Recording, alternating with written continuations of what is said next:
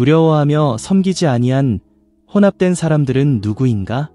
스펄전의 시각 만약 당신이 주님을 두려워하면서 동시에 다른 신들을 섬긴다면 당신은 주님을 두려워하는 것이 아닙니다. 가혹한가요? 네, 모순적인가요? 그렇습니다. 하지만 제가 오늘 폭로하고자 하는 것은 바로 이 모순입니다. 하나님에 대해 말하고 하나님을 찬양하고 하나님에 대한 글을 올리면서도 여전히 다른 주인들의 인도 아래 사는 사람들 말입니다. 그들이 여호와를 경외하고 동시에 자기들의 신들을 섬겼더라. 저는 이것을 솔직하게 다루겠습니다.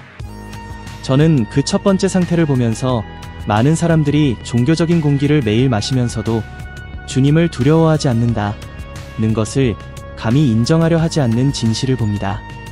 사마리아에서도 그러했습니다. 그들이 여호와를 경외하고 동시에 자기들의 신들을 섬겼으니 오늘날까지 그들이 여호와를 경외하지 아니하더라. 이 모순은 말이 아니라 마음을 드러냅니다. 저를 가장 불안하게 하는 것은 실제적인 믿음이 거의 없거나 전혀 없지만 하나님을 두려워하는 사람들 가까이에 있는 것을 보는 것입니다. 부흥 근처에, 좋은 왕 근처에, 좋은 교회 근처에, 그러면서도 하나님 자신으로부터 멀리 있는 사람들 말입니다. 가까이 있음은 겉모습을 만들어내지만 소속감을 만들어내지는 않습니다. 저는 이것을 이미 보았습니다. 환경의 영향은 주님을 두려워하는 마음을 만들어내지 않고도 많은 양의 종교심을 만들어낼 수 있습니다. 혹시 당신의 믿음이 빌린 외투처럼 느껴진 적이 있나요? 주일에는 입었다가 월요일에는 돌려주는 것처럼 말입니다. 스스로에게 물어보세요. 만약 당신에게서 가장 좋아하는 예배, 친구 그룹, 당신을 감동시키는 음악을 빼앗아간다면 당신 안에 하나님이 남아있을까요? 꾸며낸 말로 대답하지 마세요. 아무도 보지 않을 때 당신의 습관을 들여다보며 대답하세요. 우리 대부분은 아침에 일어나서 하나님과 대화하기 전에 화면과 대화합니다. 주님이라고 말하면서도 달력, 알고리즘, 심지어 모르는 사람들의 인정에 순종합니다. 저는 이것을 당신을 부끄럽게 하려고 말하는 것이 아니라 목사로서 저를 거의 망칠 뻔했던 환상에서 당신을 구하기 위해 말하는 것입니다. 그것은 바로 움직임을 삶과 혼동하는 것입니다.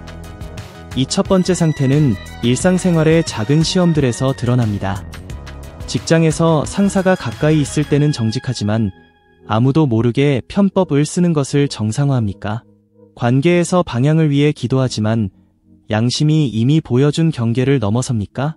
재정에서 모든 것이 하나님의 것이라고 말하지만 마치 왕좌가 당신의 것인 것처럼 결정합니까?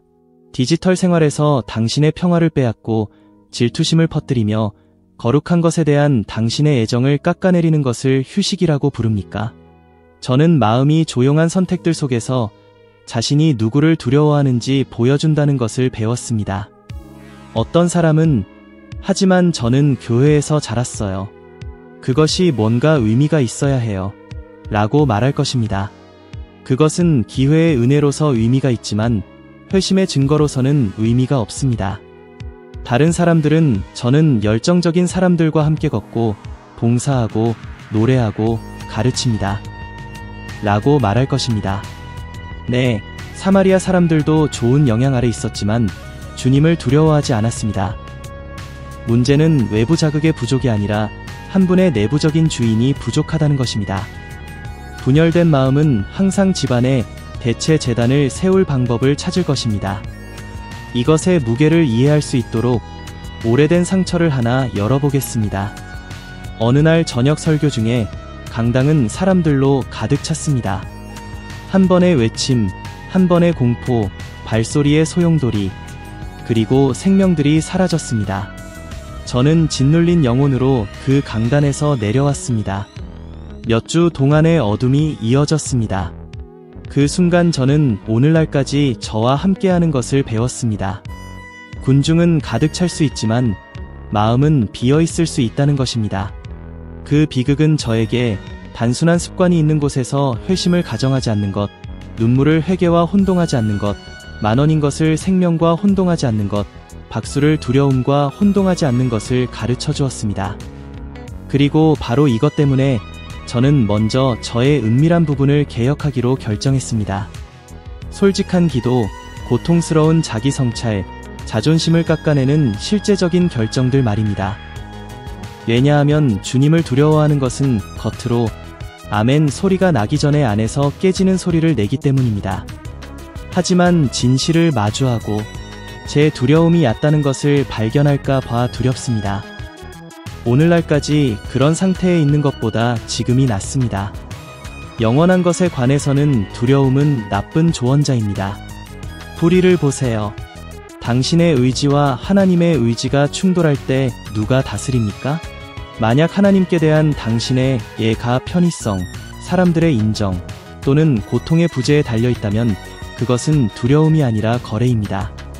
그리고 그것은 선지자들이 3이라고 불렀던 것이 아닙니다. 이 본문은 우리를 아끼지 않습니다. 그들이 여호와를 경외하고 동시에 섬겼으니 이 구절은 이중성의 심연을 드러냅니다. 두 명의 주인, 하나의 마음입니다. 이런 상태에서 어떻게 벗어날 수 있을까요? 작고 정직하게 시작하세요. 관중을 은밀함으로 바꾸세요. 메시지를 열기 전에 몇 분 동안 하나님 앞에서 마음을 여세요. 당신이 다른 신을 섬기고 있는 습관을 하나 지목하세요. 그것이 이미지, 인정, 통제 또는 편안함의 신이든 간에 그리고 오늘 자존심을 상하게 하는 행동을 하세요. 당신이 피했던 사람에게 용서를 구하고 성숙한 사람에게 죄를 고백하고 당신의 집중을 빼앗는 오락을 끄고 당신의 것이 아닌 것을 돌려주세요. 원하는 마음이 들 때까지 기다리지 마세요. 순종하세요.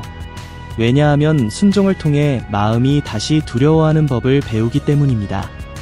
만약 당신이 그것이 어렵다고 생각한다면 그것은 정말로 어렵기 때문입니다.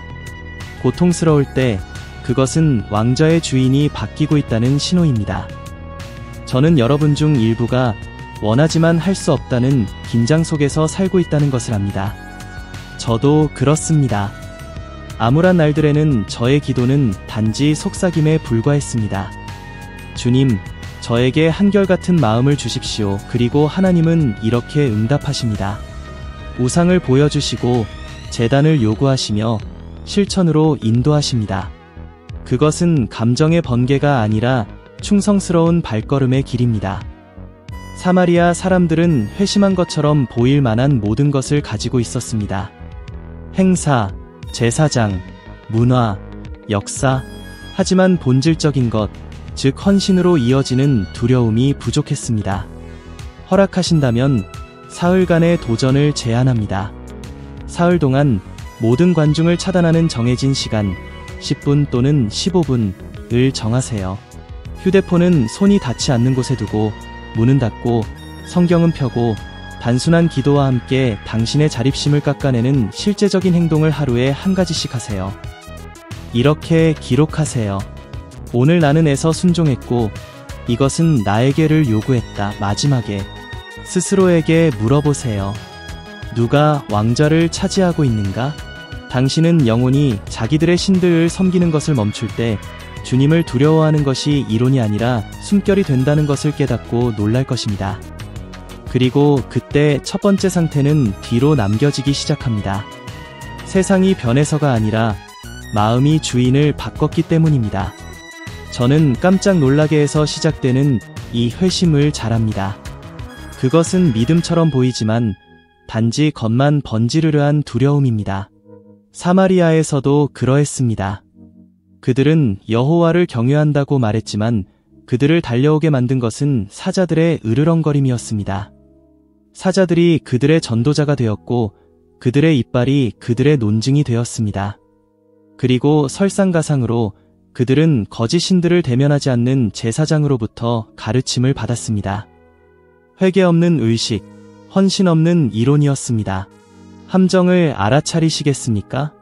위험이 줄어들면 두려움은 증발하고 각자는 항상 사랑했던 제단으로 돌아갑니다.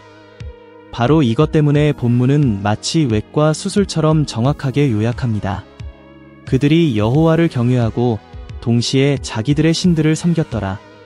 저는 이것을 매년 봅니다. 저를 떨며 찾아오는 사람들 말입니다. 진단 결과가 나왔고, 결혼 생활이 깨졌고, 빚이 폭발적으로 늘었고, 직장이 위태로워졌습니다. 그리고 서둘러 맹세합니다. 주님, 저를 구해주시면 제가 변하겠습니다. 당신도 이런 말을 한 적이 있나요? 그리고 폭풍이 잦아들면 얼마나 자주 오래된 제단이 거실에 다시 나타납니까? 정직해지세요. 만약 하나님이 문제를 제거하지 않으신다면 당신은 여전히 순종할 것입니까? 만약 대답이 고통의 크기에 달려있다면 당신의 주인은 여전히 편안함이지 하나님이 아닙니다. 이러한 가짜 변화의 해부학적 구조를 주목하세요. 첫째, 두려움이 주도합니다.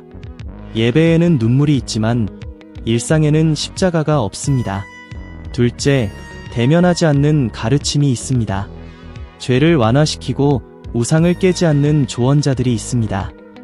있는 그대로를 말하지 않는 불성실한 제사장들이 있습니다.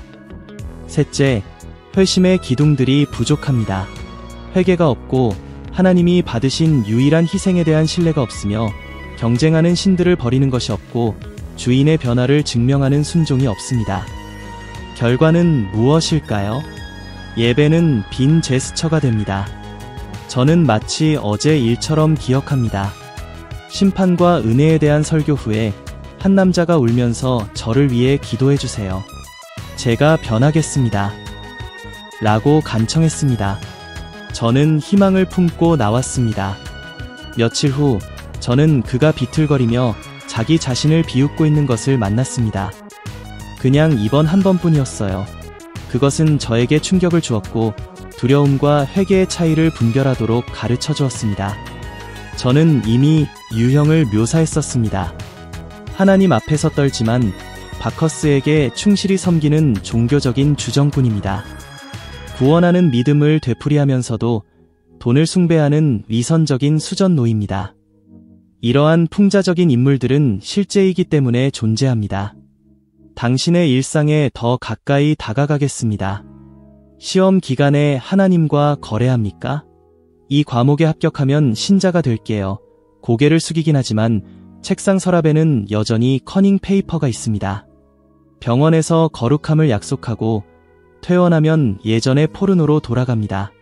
가족을 위해 기도하지만 그냥 대화일 뿐이야 라고 정당화하며 비밀스러운 연락처를 유지합니다. 그렇지 않습니다. 그것은 재단입니다. 그리고 죄가 지배하는 동안 은혜는 사라집니다. 바로 이것이 사마리아에 대해 지적된 것입니다. 회개도 하나님의 유일한 재단에서의 속죄 제사도 신들을 버리는 것도 없었습니다. 그렇다면 진짜는 무엇인가요? 진짜는 그 원인이 사자의 으르렁거림이 아니라 주님의 음성일 때입니다. 진짜는 고통이 당신을 깨웠을지 몰라도 매일 당신을 일으키는 것이 순종일 때입니다. 진짜는 당신이 주인을 바꿀 때입니다. 하나님 플러스 내 우상에서 벗어나 오직 하나님으로 들어가는 것입니다. 증거는 주일의 외침이 아니라 월요일의 발걸음입니다.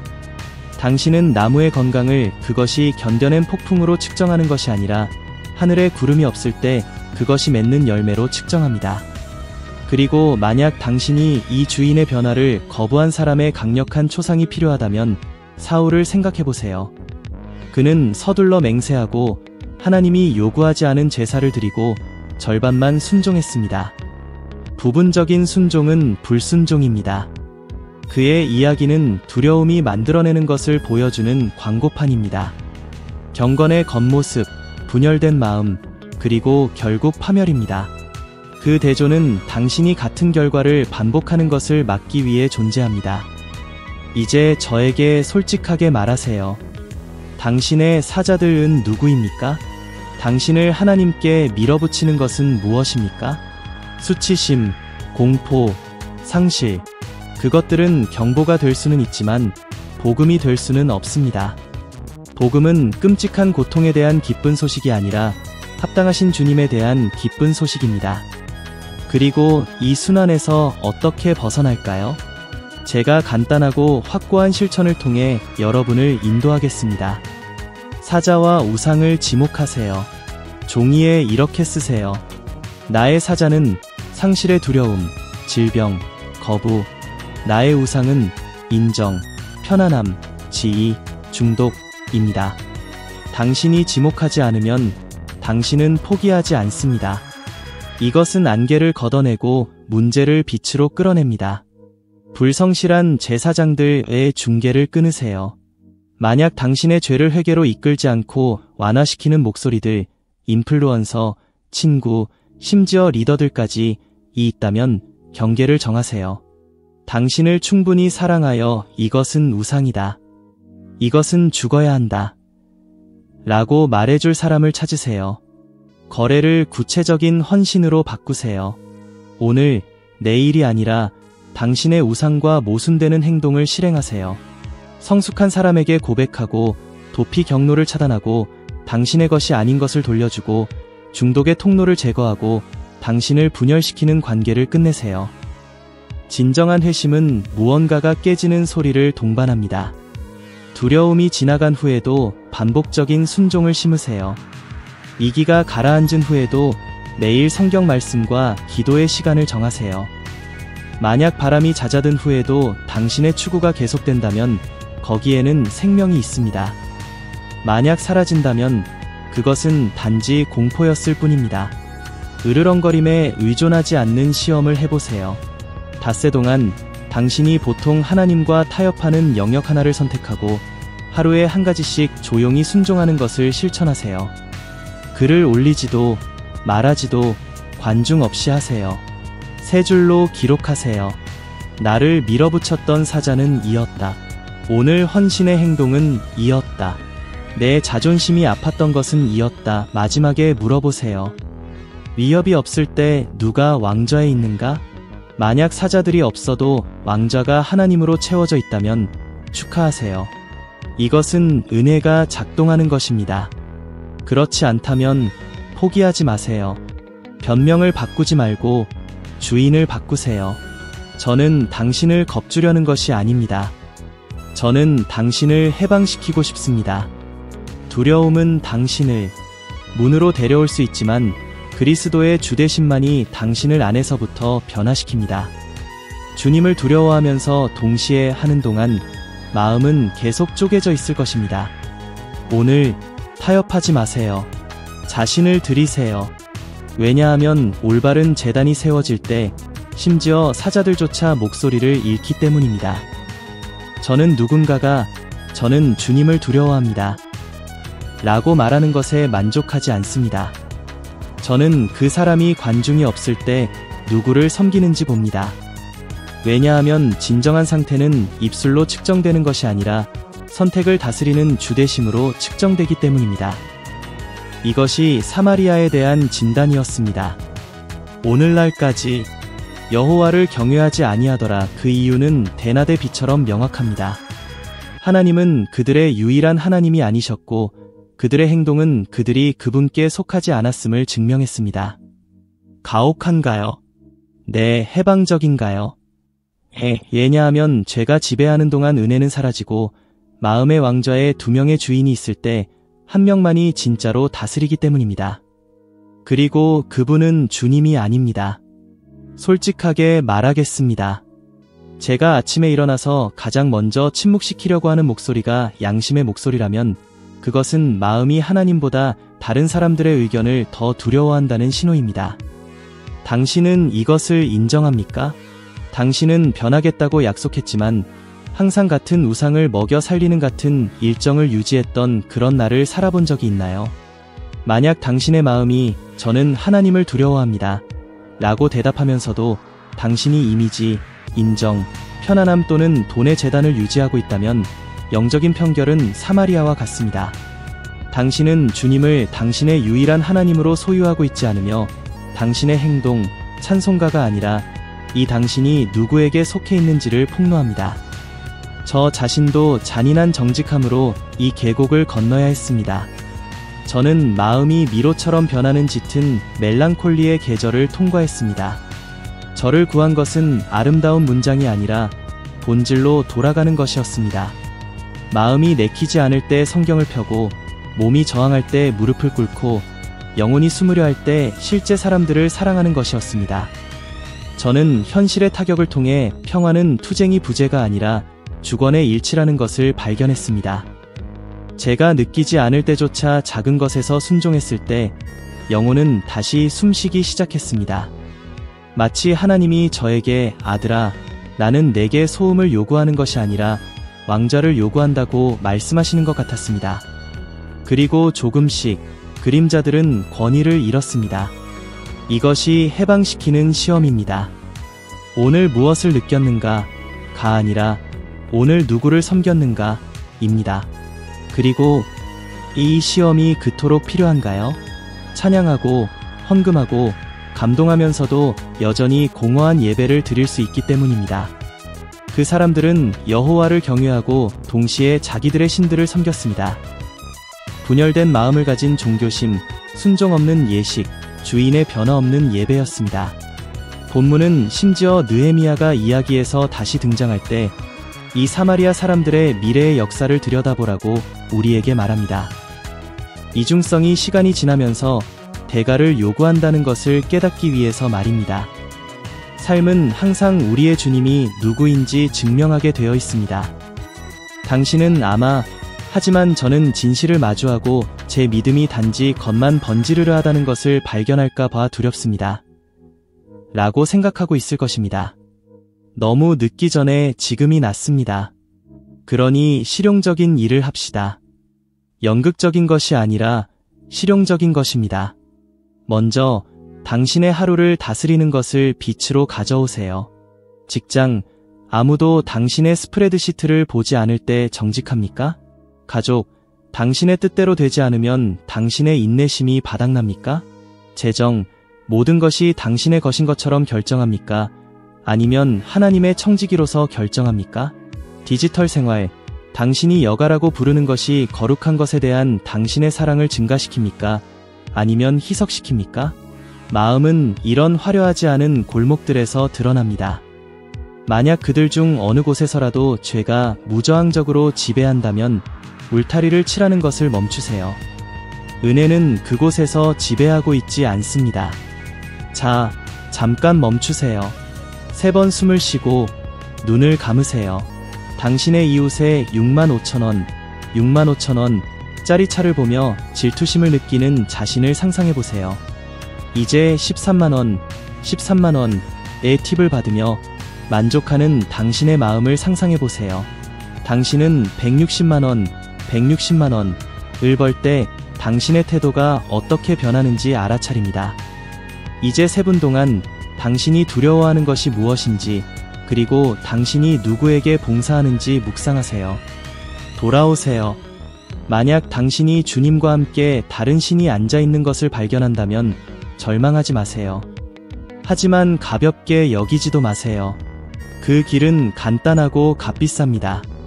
우상의 이름을 지명하고 그 받침대를 무너뜨리세요. 의도가 아니라 행동으로 말입니다. 무엇이 아픕니까?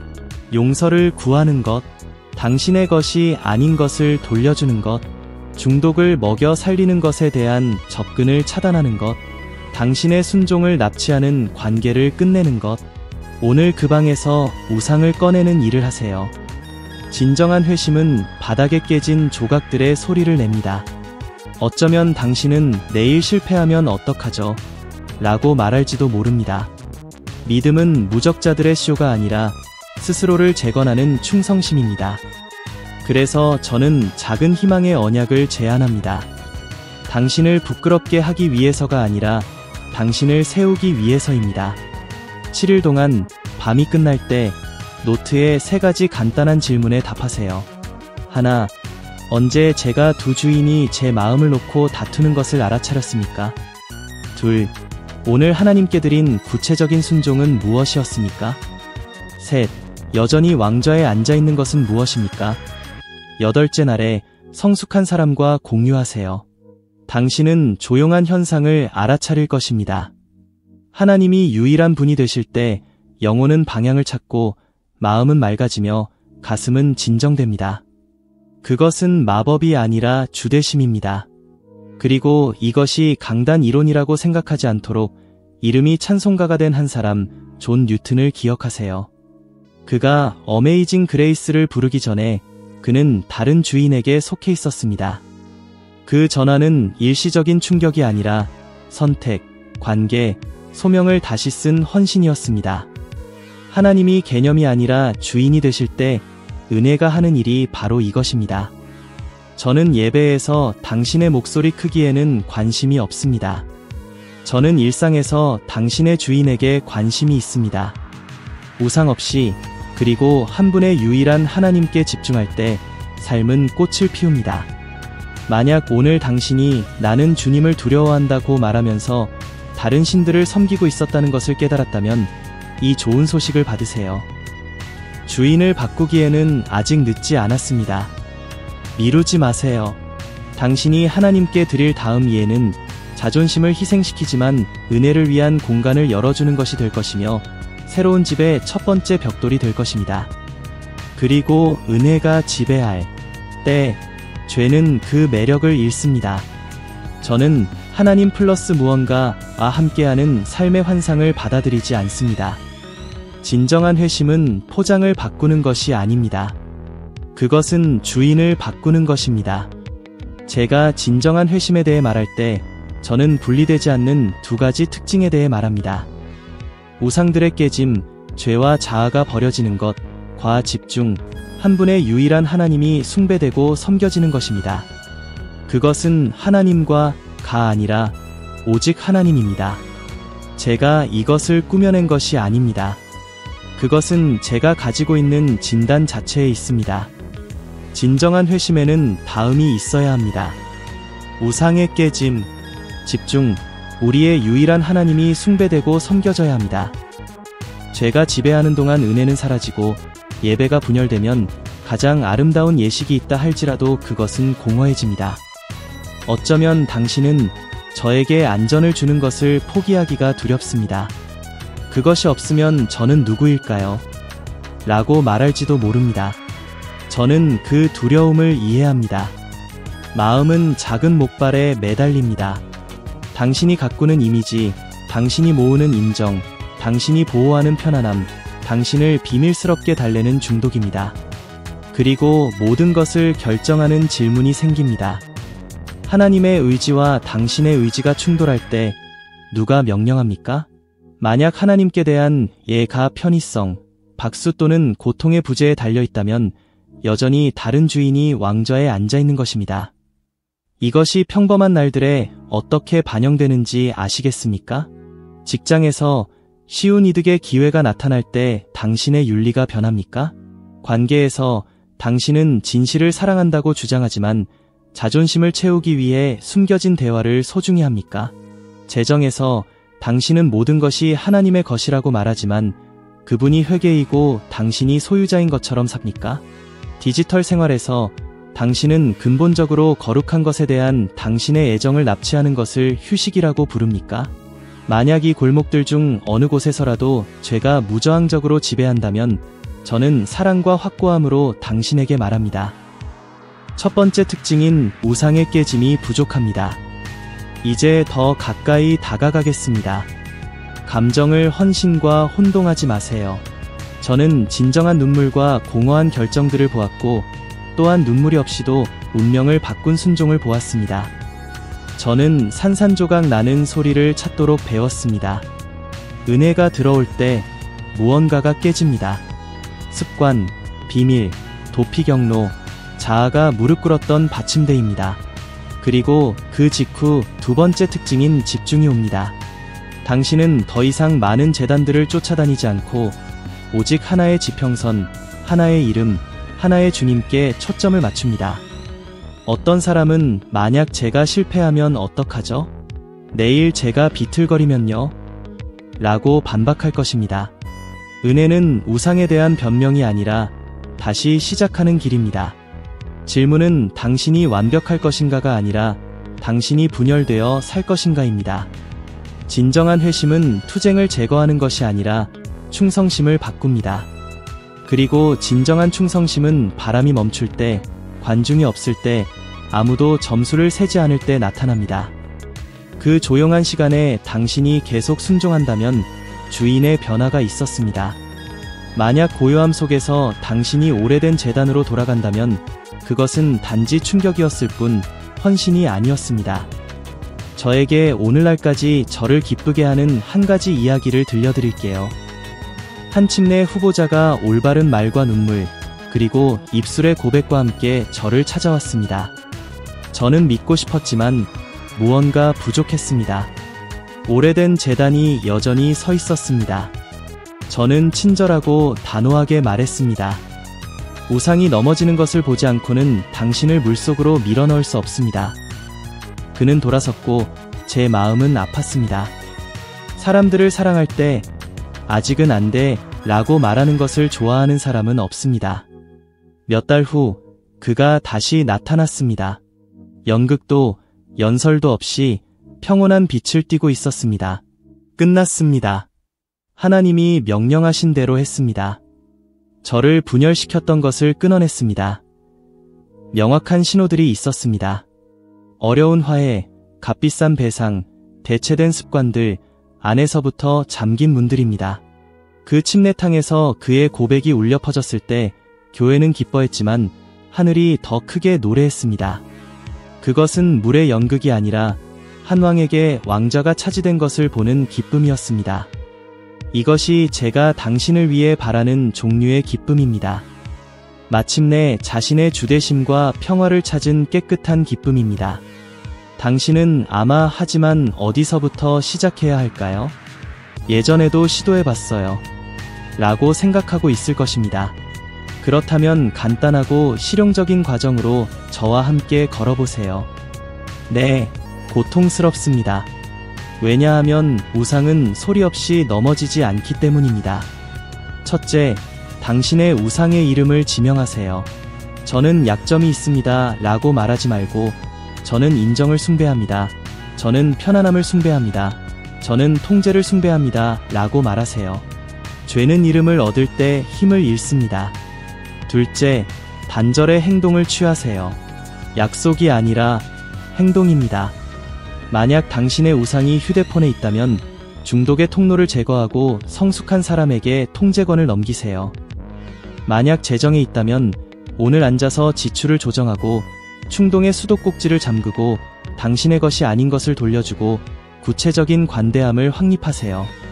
만약 그것이 당신의 순종을 납치하는 관계를 통해 숨을 쉰다면 대화를 끝내고 도피 경로를 차단하고 상실을 받아들이세요. 셋째, 공허함을 채우세요. 깨진 우상은 구멍을 남깁니다. 구멍은 제발을 부릅니다. 매일 성경을 펴고 솔직하게 기도하고 자존심을 소모하고 사랑을 키우는 실제적인 봉사로 대체하세요. 넷째, 새로운 계시를 구하기 전에 하나님이 이미 당신에게 보여주신 구체적인 것에 순종하세요. 당신이 오늘 가지고 있는 빛은 오늘의 발걸음에 충분합니다. 그리고 어떤 순간에 당신이 이것은 과하다는 오래된 목소리를 듣는다면 기억하세요. 사슬을 자유라고 부르는 것이 과한 것입니다. 어떤 사람들에게는 변화의 이야기가 과거의 얼굴로 나타납니다. 아우구스티 누스입니다. 그것은 충격이 아니라 주대심이었습니다. 은혜가 그에게 다가갔을 때 한때 많은 사랑들을 섬겼던 빛나는 마음은 하나의 사랑 안에서 평온해졌습니다. 그는 완벽해진 것이 아니라 소속하게 되었습니다. 다른 사람들에게는 짧은 이름으로 경고가 옵니다. 데마스입니다. 그는 이 세상을 사랑했고 대가가 힘들어지자 등을 돌렸으며 분열된 마음이 그의 마지막 줄을 썼습니다. 한 얼굴은 집중의 길을 가리키고 다른 얼굴은 분열의 파멸을 가리킵니다. 당신의 것을 선택하세요. 이제 작은 패턴 깨기를 허락해주세요. 5초 동안 눈을 감고 당신의 우상의 상징들, 비밀번호, 카드, 대화, 물건, 습관을 탁자 위에 올려놓는 것을 상상해보세요. 이제 이것을 숨기거나 타협하지 않고 하나님께 드리는 당신 자신을 상상해보세요.